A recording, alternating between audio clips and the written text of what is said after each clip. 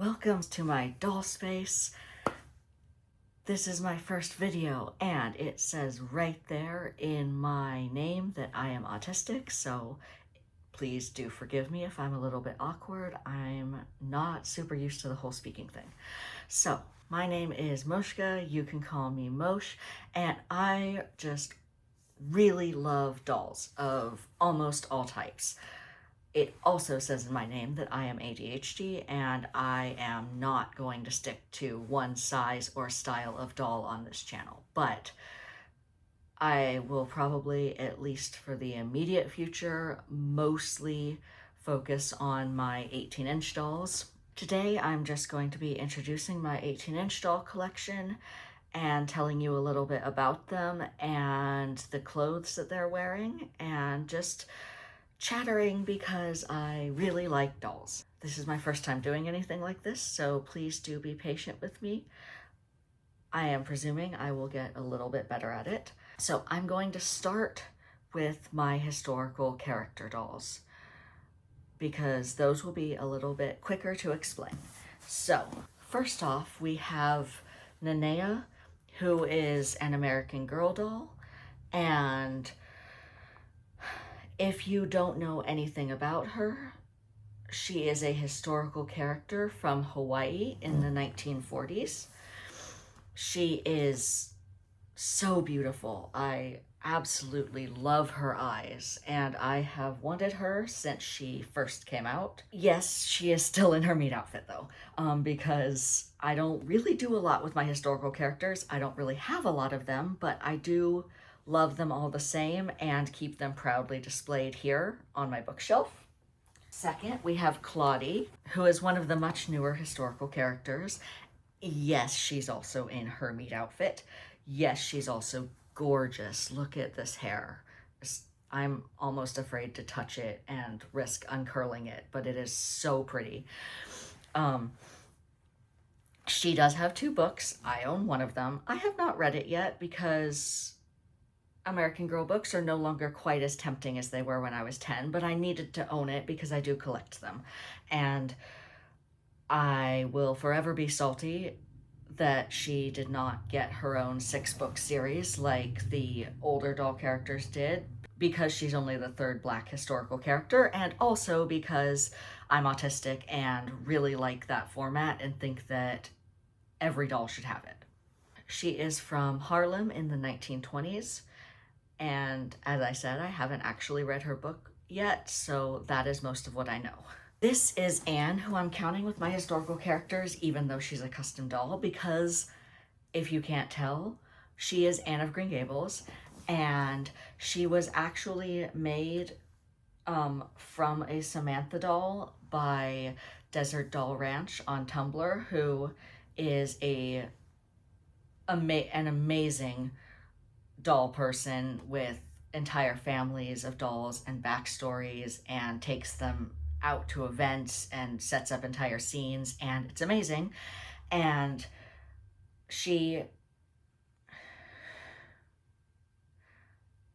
I'm pretty sure that Desert Doll Ranch is a she person, but I'm actually going to go with they because I'm not 100% sure.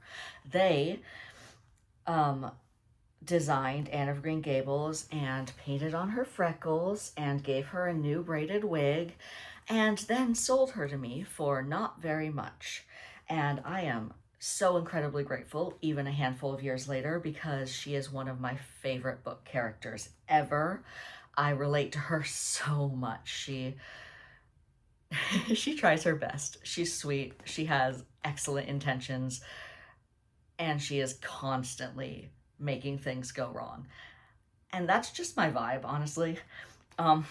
Her stockings and boots are what I got her in. Her dress, I don't remember where I got this. It definitely didn't come with her. She is currently wearing it because it has puffed sleeves, and she's always wanted a puffed sleeve dress, and I've read this book so many times I could almost recite it. And but she does have her own little set of clothes that include a couple of handmade dresses and a little carpet bag and a little school slate, also handmade by Desert Doll Ranch, that at some point I will change her back into. Maybe I'll do that for back to school. All right, those are my historical dolls. I didn't have too much to say about them because I didn't think I needed to explain their entire backstory when they are established fictional characters. I'm going to talk a lot more about my original character dolls, of which I also have more. Starting with, this is Sammi, short for Samantha, naturally. She is actually one of my more recent acquisitions, but after I got rid of several of my dolls when I moved, I sort of needed a new mini-me doll, and she doesn't look exactly like me, but she sort of became my default projection onto doll. So I have taken her with me lots of places. I take her when I go on the bus and train to visit my friends. Maybe I'll put in here somewhere some pictures of when I took her up there for, what did I go for that time? I think I just went to visit. I took her up there to visit my friends, and I took some pizza for her to eat when I had dinner, and I took her jammies, and I took a few different outfits, and she is obviously an American Girl doll.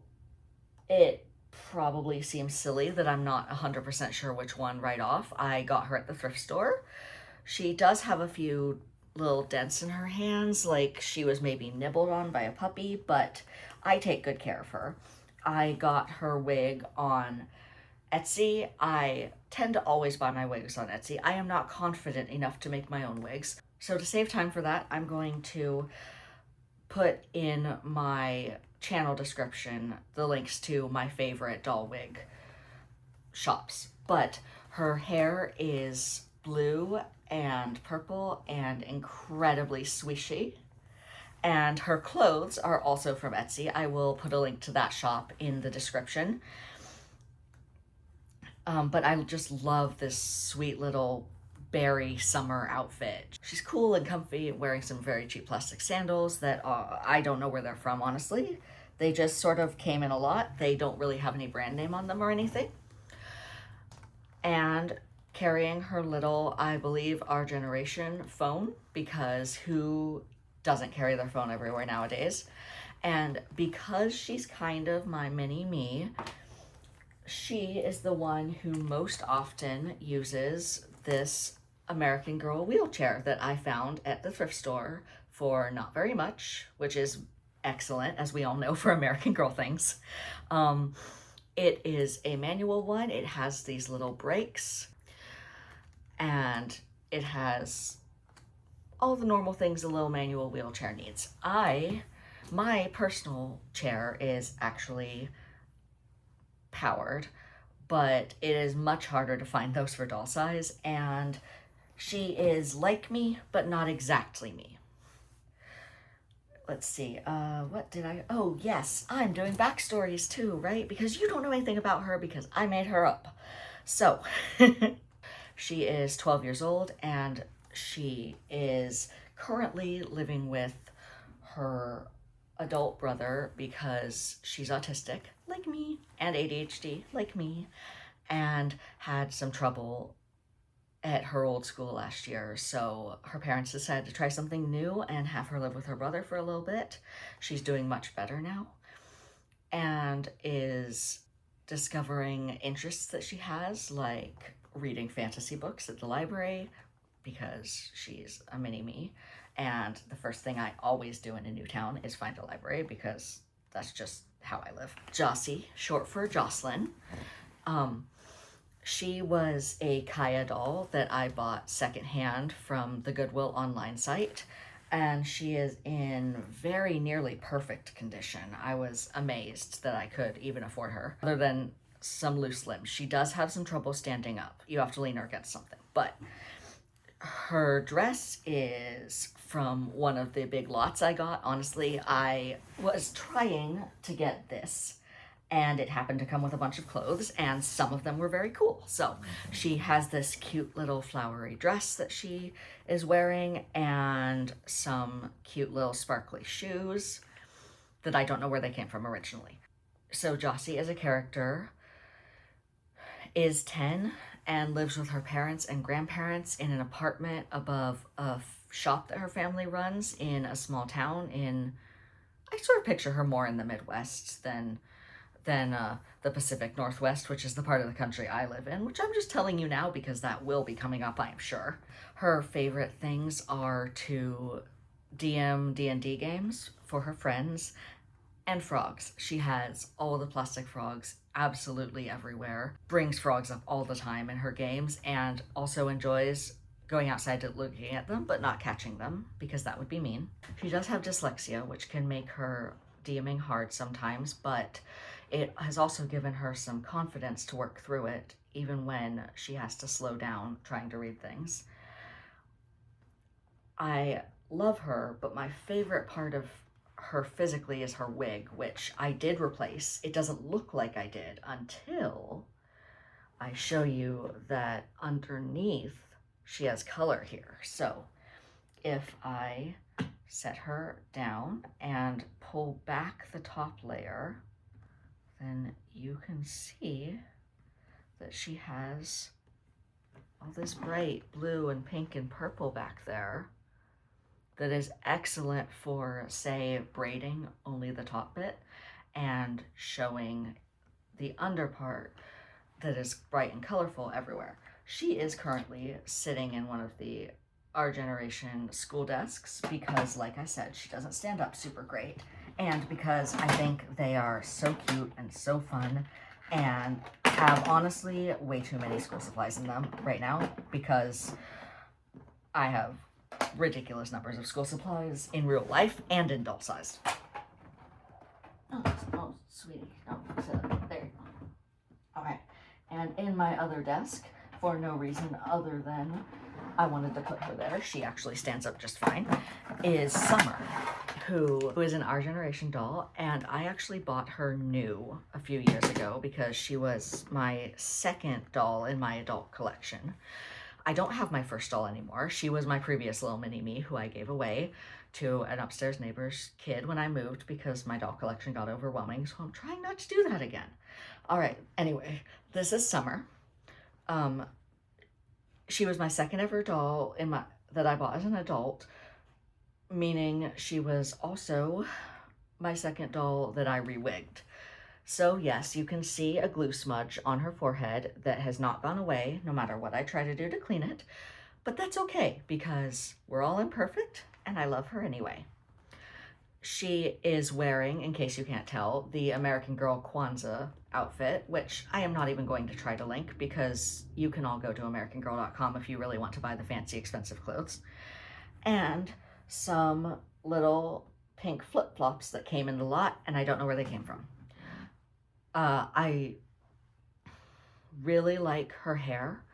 I don't know how they did this, but it is just very nice. I have not tried to style it because I am a little bit afraid to mess it up and never be able to put it back. But luckily it doesn't get too frizzy, unlike mine. But it also doesn't grow back out like mine. She also has these cute little headphones that I just adore because they came in a lot. I don't know where they were from originally, but she's also autistic. She is Sammy's friend, and she wears these headphones absolutely everywhere because noise is very hard for her. She lives with her mom, who is a veterinarian, and her brother, who is in college when he's home on breaks, and she is mostly a very happy and supported kid. She loves art, but she also doesn't want to let anyone down. So even though no one has ever told her that she shouldn't do art, she's afraid to make that her real life goal because it feels like it's implied she should do something more productive. I wouldn't know at all what that sort of thing felt like. She has this cute little Our Generation skateboard with stickers all over it that she uses to get to and from school. This is Quinn. She is also Our Generation, and I did buy her new because I wanted her face mold so badly. Like, look at this. It's lovely, it's unique, it's unusual, and I adore her.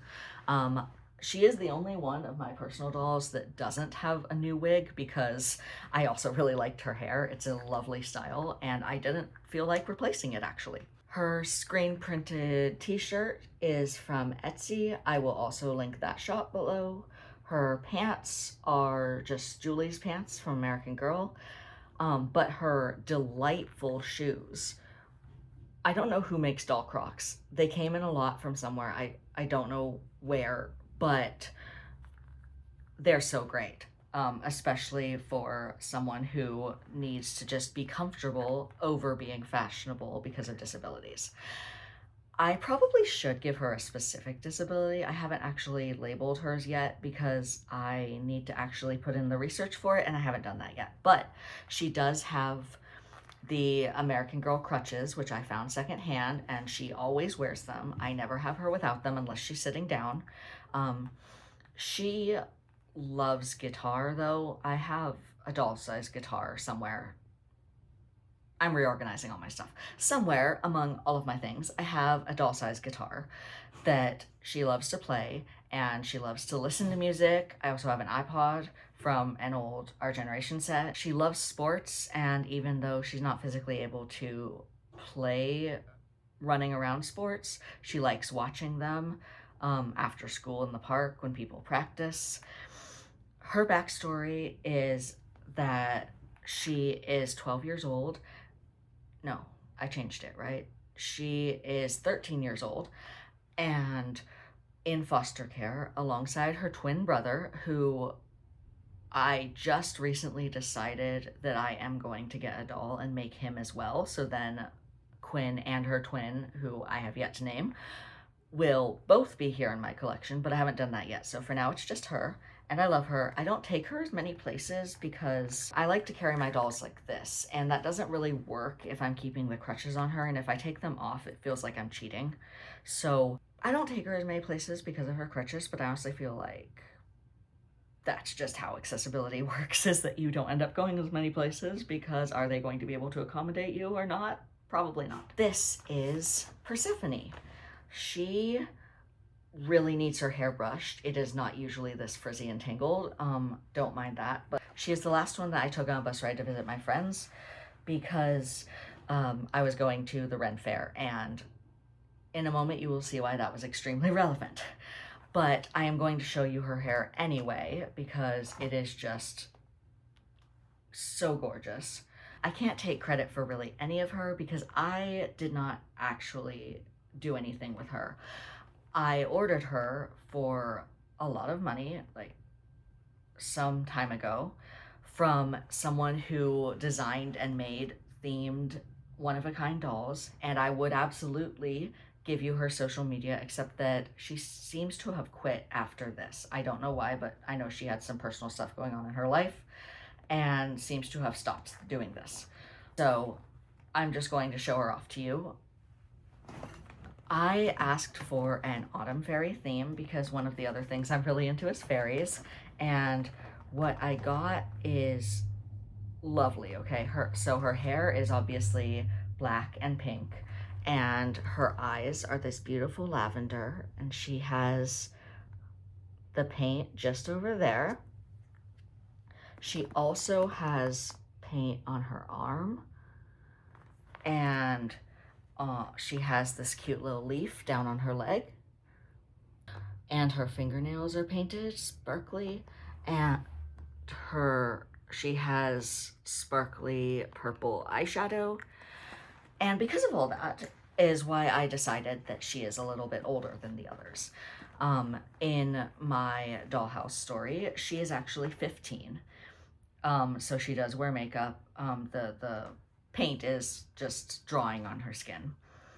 And she currently lives with her aunt, who moved to the US from India when she was young, alongside Persephone's dad and their parents, and her slightly younger nieces, who I have not made yet, but I am going to soon. My backstory for that is that her mom, who is white, got really weird about her being trans when she came out like a year ago in her time. And her dad is an archaeologist, and although he is very supportive of her, he travels a lot, and so they decided to try something new for high school and give her a more settled life. And so far it's going great. She loves sewing, she likes to make cosplay costumes and design clothes for Ren fairs and everything. Oh, which reminds me, I did take her to a Ren fair. I have maybe 1 or 2 pictures of her there because mostly I just carried her around while her hair got tangled in the wind. But I did go, and I have a picture of her. And her original Autumn Fairy dress is hand sewn and is this gorgeous purple and orange and gold gown with leaf designs on it. She also has these gold wings that were just, it was also perfect for a Ren fair. But that's not how she dresses in her everyday life. So right now she is wearing this adorable summer dress that I got on Etsy, and will put a link to that seller in the description. The shoes, once again, came in a lot. I don't do much shopping for doll shoes, okay? They aren't the interesting part to me. But her anklets actually came with her, the little flowery things, and they're so pretty. So yeah, I love her. I do take her out rather a lot because I'm very proud of her. She's very fancy and gorgeous. She is the last of my personal collection of dolls. However, there's still one more thing I have to show you. And this is honestly the part I'm most excited for, as much as I love all my dolls, because my other main interest is Doctor Who. And one could almost call it one of my hobbies, to give myself grand hobbies that are too much for me to handle. So I decided to make some Doctor Who characters in doll form. I've finished 2 of them so far. I've been doing this project over a year. That's okay, because I can go slow. And if I manage to remember to and be consistent about this channel, I will probably do some videos about the making of more characters as I keep going. This is Leela, if you don't know much about Doctor Who in general or Classic Who. She was a companion for a season and a half of the 4th Doctor, and her backstory was that there was a survey team from a spaceship on a planet that went out, but the broken spaceship computer decided to set itself up as a god and do a eugenics experiment. So the people still on the ship had science and technology and book learning and stuff, but no understanding of how to take care of themselves. And the people out on the planet had hunting and gathering and fighting, but not really any sort of book learning. There are most definitely a lot of racist issues in her writing, but I really like her anyway. And so she runs away with the Doctor after solving this problem. Even though both groups invite her to be the leader, she decides that she would rather run off through all of time and space. So this doll is one that used to be one of my original characters, who I got for her lovely face mold, which is unusual, and an Our Generation one from Target. She used to have pink hair, which is unfortunate because that can get really obvious, but I drew her freckles on myself in 3 different colors, and then I bought the wig on Etsy, and I also bought the shoes on Etsy. I will link that seller because these are handmade.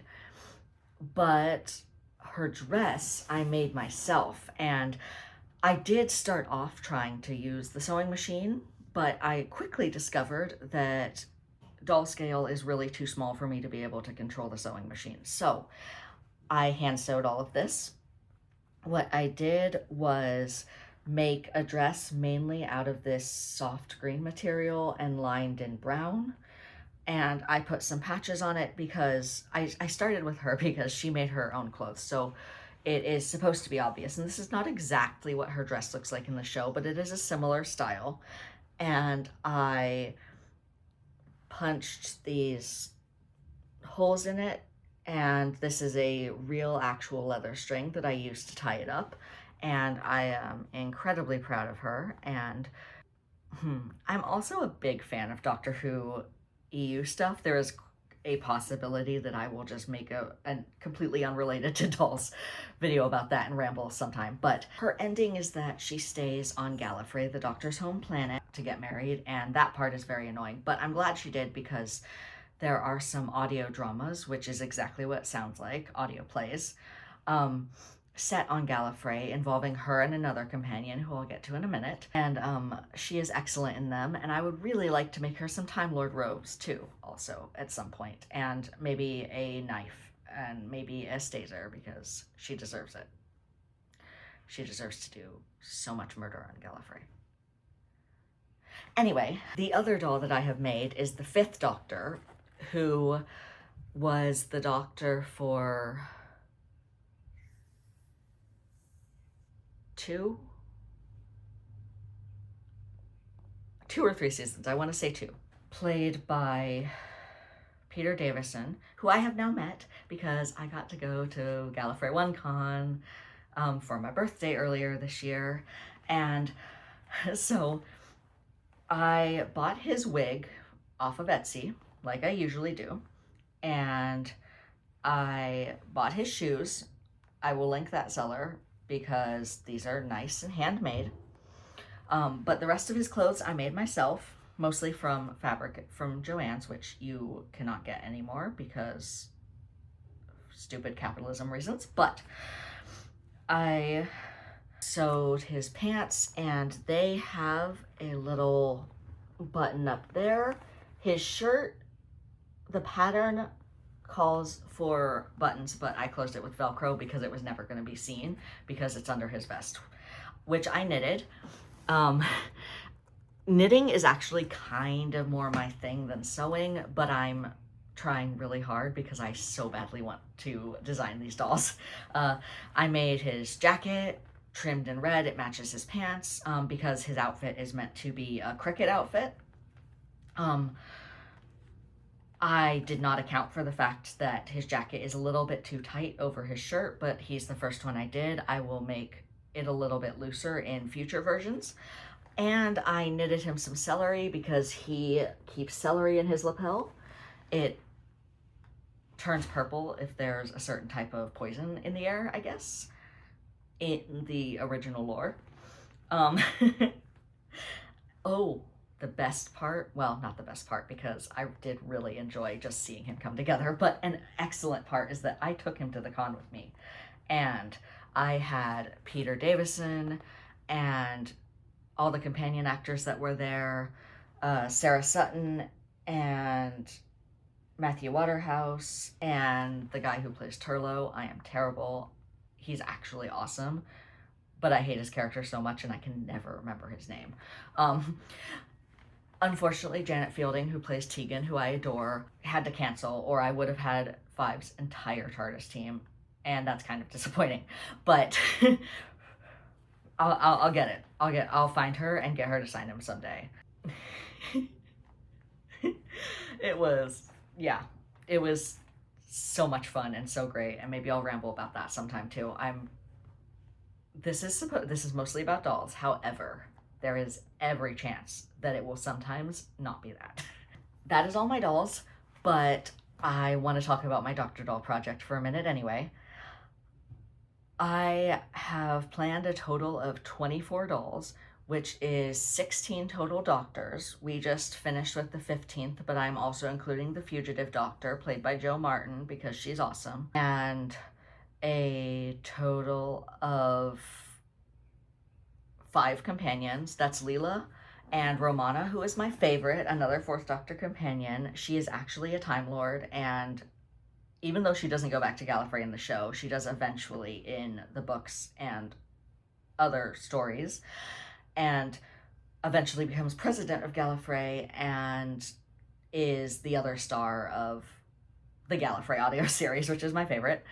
So I'm definitely going to make her my favorite show outfit that unfortunately is very feminine and gives me dysphoria to think about wearing for myself, but I can absolutely make for my dolls. And Ace, who is a 7th Doctor companion and utterly amazing and delightful, and I want to adopt her, and she blows up a lot of stuff, and she has a patch jacket, and also ends up on Gallifrey eventually, but isn't in very many of those audios. I'm probably still gonna make her a regular outfit and Gallifrey outfit.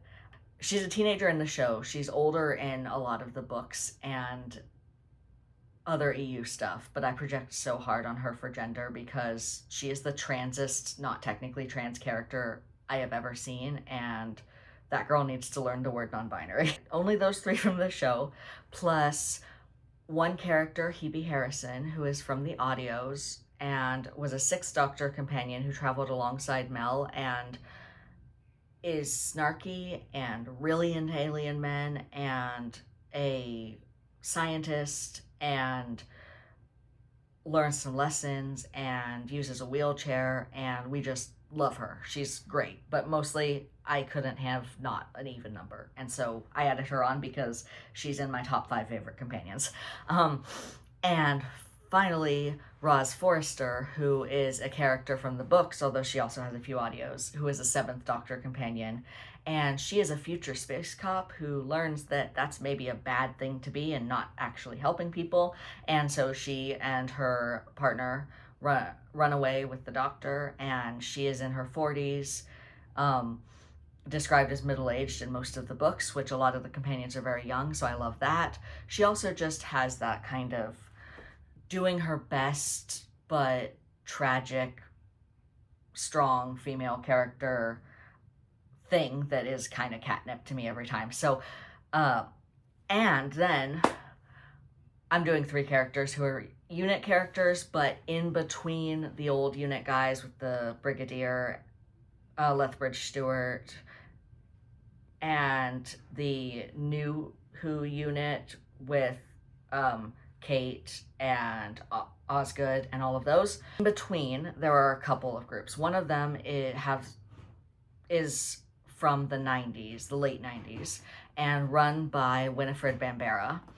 And that is actually from the show, from Battlefield, because they end up in 1997 and get involved with UNIT as per usual, and Bambera is in charge at that time. The audios also give her Savarine, who is French, because UNIT has to do with the UN and is not actually British, and he is her second in command and kind of best friend. And then there's also their science person, who is uncomfortably casual for a military setting, but she is so much fun, and I couldn't separate them, so I'm doing all 3 of those. And that's a lot of dolls. And that is the end of this intro video, and I will hopefully see you next week if I manage to be consistent about this, which I can cross my fingers but not totally promise. Thank you so much for watching, and I hope that you have a lovely day with all of your friends, real and imaginary. Goodbye.